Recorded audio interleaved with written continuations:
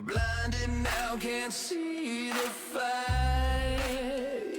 Smoke and mirrors, they lead the way.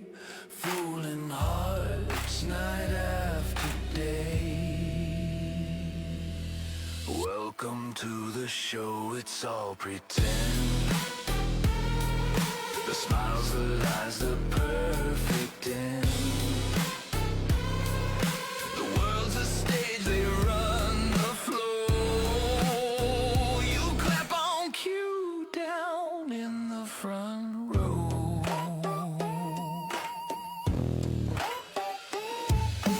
Painted faces.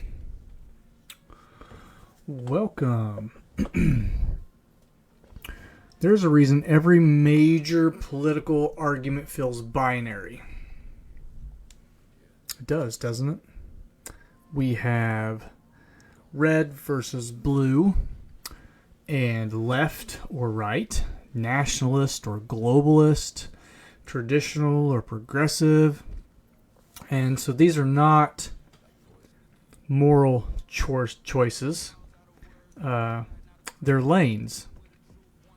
And the system is perfectly comfortable with you speeding in either of those directions, as long as you never question who built the highway that you're speeding on. And so tonight is not about parties, it's about pattern recognition. Because history is brutally consistent. When wealth concentrates and when power centralizes, when legitimacy weakens, division becomes the policy. Not accident, the policy. So, welcome to episode 28, Breaking the System. This is the engine of division, how empires survive by splitting us, the people.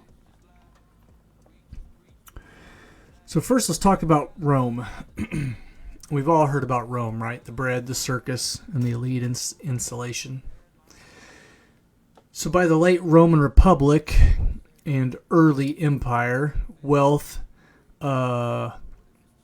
inequality had reached destabilizing levels. Small landowners, the backbone of early Rome, were pushed off their land by these vast aristocratic elites. These estates were run by elites and worked by slaves. And independent citizens became dependent laborers.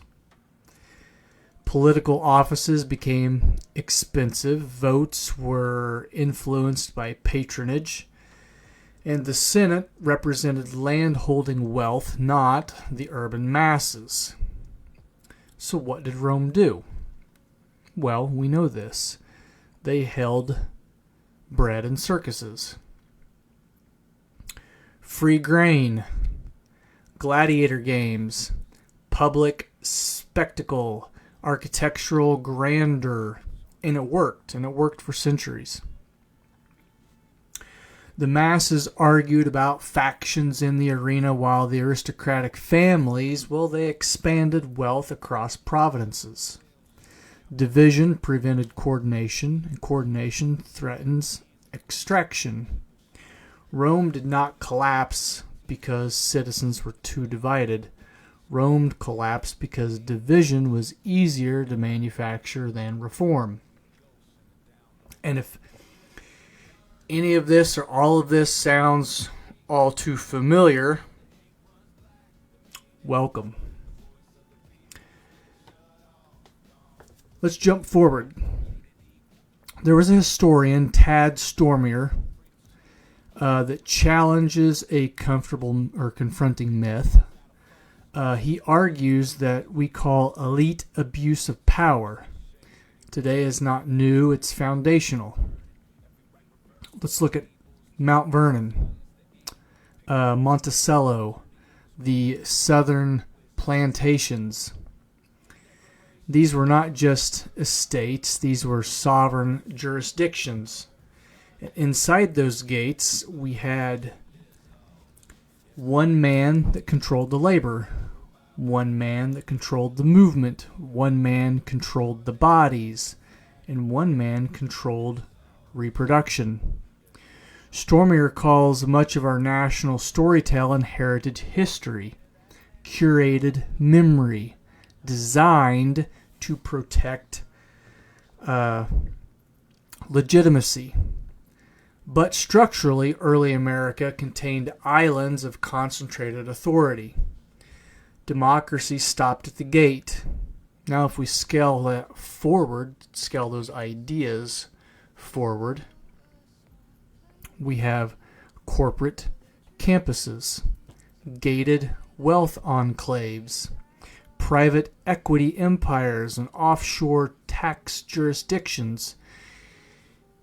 And the so-called island never disappeared.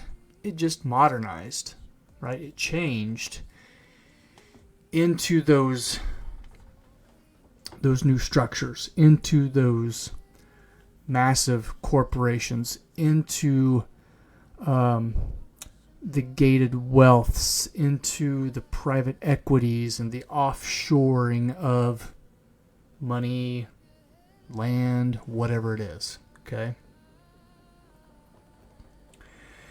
Let's look at the East India Company. And if you want to see division weaponized at scale, well, this is where we're going to look. We're going to look at the British East India Company. And this happened from the 1600s to the 1800s. And this was a corporation, not a country. And this corporation, they fielded private armies. They controlled trade routes. They influenced parliament. They extracted wealth from entire regions. It perfected divide and rule tactics in India. Ethnic divisions were emphasized, local rulers were pitted against each other, and economic dependency, well, it deepened. And this wasn't chaos, this is management. The company's goal was never unity, it was predictability. Division produces predictability, and predictability protects revenue. In warmer Germany from 1919 to 1933, this gave us a warning. They had hyperinflation, debt burdens, political fragmentation, street violence between fractions, and so citizens were radicalized by economic instability. And so the parties, they splintered, and coalitions fractured. And as division intensified, institutional trust, well, it collapsed. And the system became so polarized that authoritarianism presented itself as stability.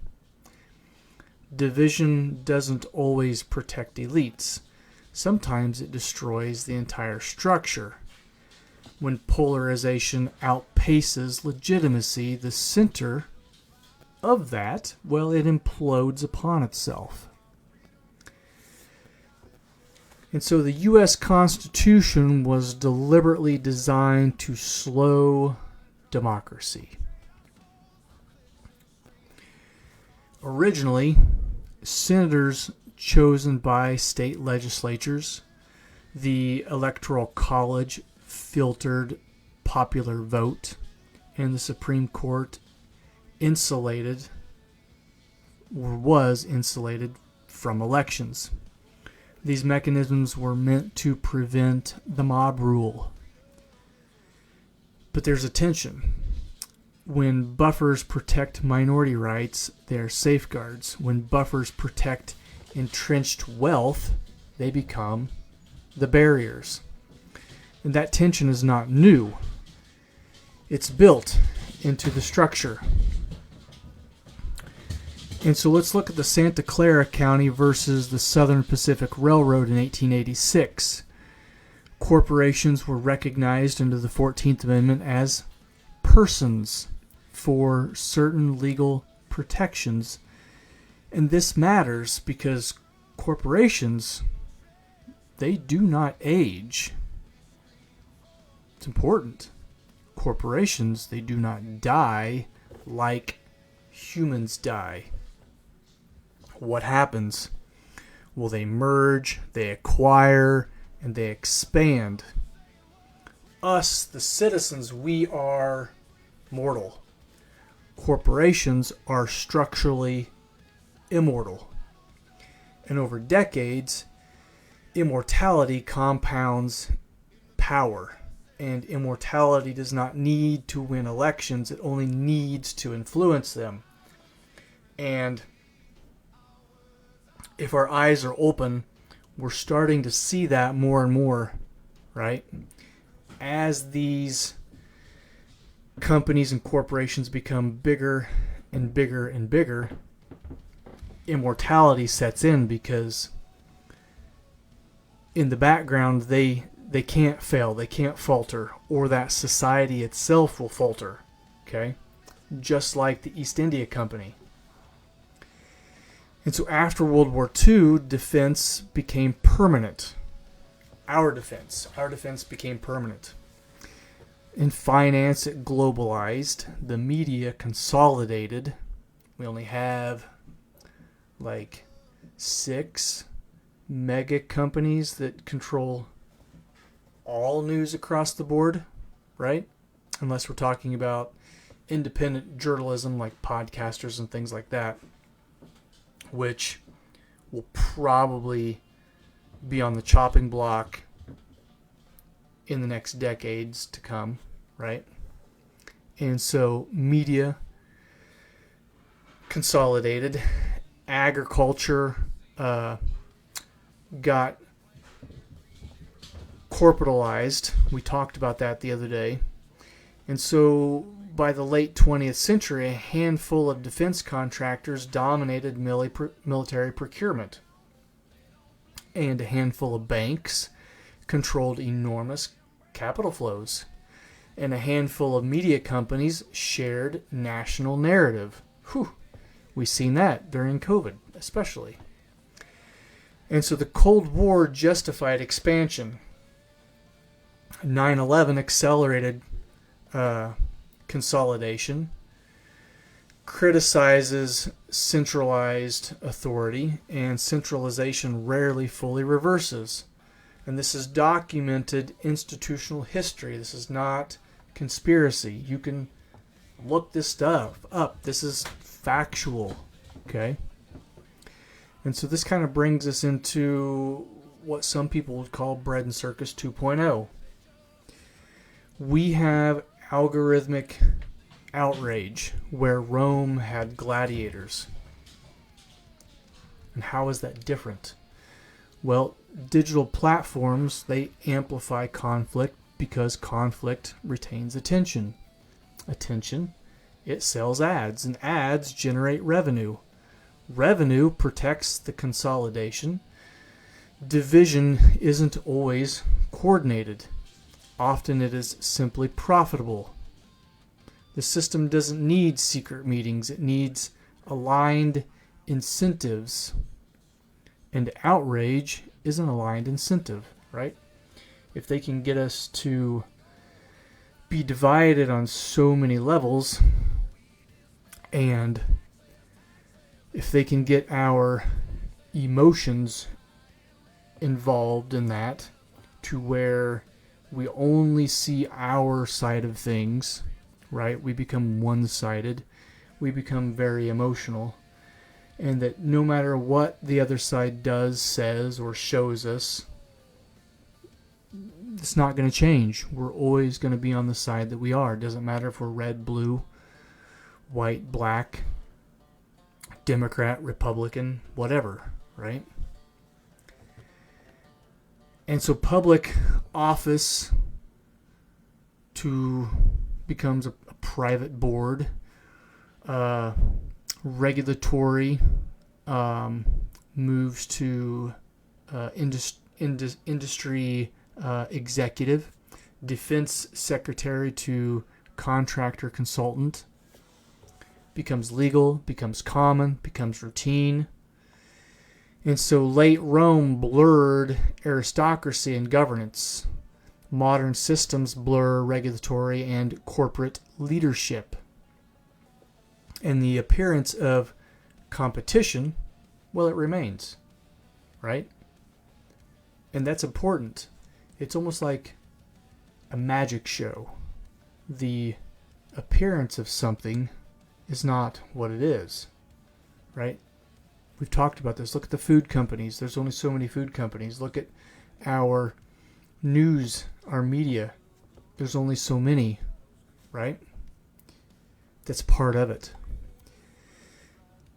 And the underlying relationships, they often persist. The people in the background that control everything, right? On camera, what are they doing? They're bickering back and forth. But behind closed doors, they're shaking hands. Okay? And that's important. There's a lot of people that don't see that. They don't realize that that's what's going on. And so why division is structurally useful? Horizontal conflict prevents vertical accountability. If citizens are fighting each other, they're not auditing institutions. We're not holding things accountable.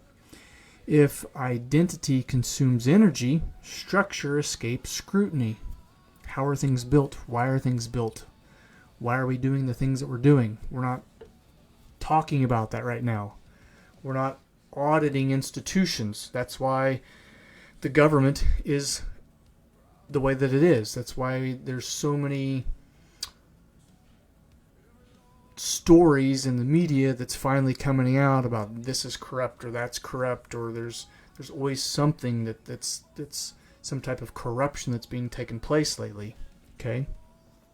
We're not auditing those institutions. And so when we look at Rome, we look at the East India Company, we look at Weimar, we look at modern consolidation capitalism. It's all different eras, but what is it? It's the same tension. When wealth concentration rises, division, well, it intensifies. They have to keep us divided so that they can keep the wealth. Okay? That's the most important thing, right? Otherwise, if we would collectively come together and stop being,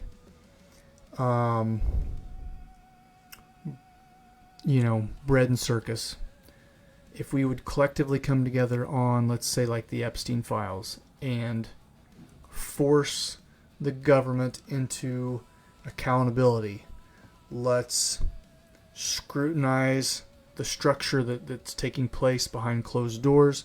Let's start auditing the institutions that those people are a part of, right? Let's look at Microsoft. Bill Gates is part of it. Let's look at Victoria's Secret. They're part of it. Not the company themselves, but the people that are part of these companies. They're part of it. Okay? Let's break them down. Let's look at them. So Rome believed it was stabilizing. The East India Company believed it was civilizing. Weimar believed polarization was temporary. And every extraction system believes it can manage tension until legitimacy breaks. And here's the truth. Because some would say that we're at this point right now. Look at everything in a nutshell. Look at everything in a nutshell that's going on in the United States, and not only the United States but globally, because the Epstein files don't just stop at our door. It encompasses so many companies that are not based in the United States, so many people that don't live in the United States, so many other governments that are governed outside of the United States. Okay? So here's the truth. Division is not proof of collapse. Division is often proof of management. How are they managing us as a society? As human beings, how are we being managed by the rich and the elite and the rules and systems that they put into play? That's important. And the real question is, are accountability mechanisms keeping pace with power concentration? Are people being held accountable? Are they? When was the last time that somebody that in the higher ups was really put on camera and scrutinized in front of the public like it used to be? Right? We used to have public hangings. We would hang them in the streets for all to see that they had created this crime. You know, in some countries, if you're caught stealing, what do? Well, they chop off your hand or both of your hands in the town square. Publicly, they make people watch so that it deters other people from stealing again.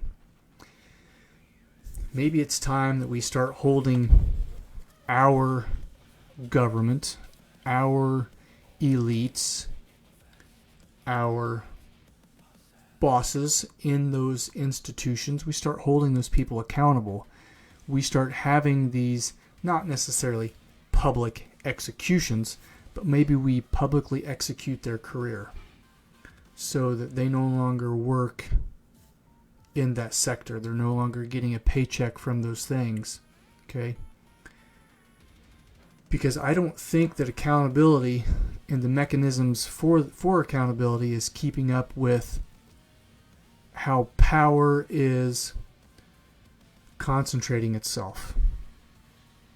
Look at, especially with AI, look at how AI is pulling all of these things into play.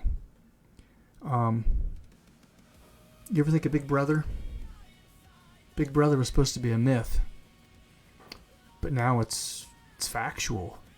We all carry a phone which has a camera. We all have Ring doorbells and Google doorbells that have cameras, right? And if Big Brother wanted, they could use those at any time, and they have. They have used those. So we have to ask ourselves, are those things good for society? Do those things make society better? Or are we giving up certain rights and freedoms to have those? And if it's yes, then we're no longer free. Okay? So that's a very important question that we have to ask ourselves. Are accountability mechanisms keeping pace with power concentrations? And if they're not, history suggests that instability eventually follows. How stable is the United States right now? Not very. Right? How many topics are we divided on the daily? There's so many, like we can't even count. Right? So many. And that's not because of conspiracy. A lot of the things that was conspiracy that's coming out now is factual. It's true. Right? So we're almost blurring the lines with what is real and what is conspiratorial. And that line will be blurred even further once AI gets even more developed and more widely used in all aspects of life. And that's a pretty scary world. We have to keep that idea in the back of our mind. Like, what is that going to look like? Not necessarily for our future, but for our kids' future and our grandchildren's future. And so, it's not because of conspiracy. It's because of imbalance. Rome did not fall in a single day. It hollowed out from the inside. Weimar did not collapse in a week. What happened?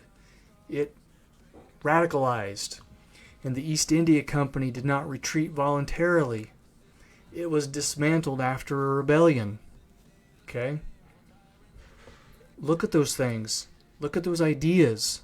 If we don't start coming together, especially in the United States, we're going to hollow ourselves out. We're going to become so radicalized on all of these different topics. We're going to rebel and dismantle the very fabric of what the United States is supposed to stand for.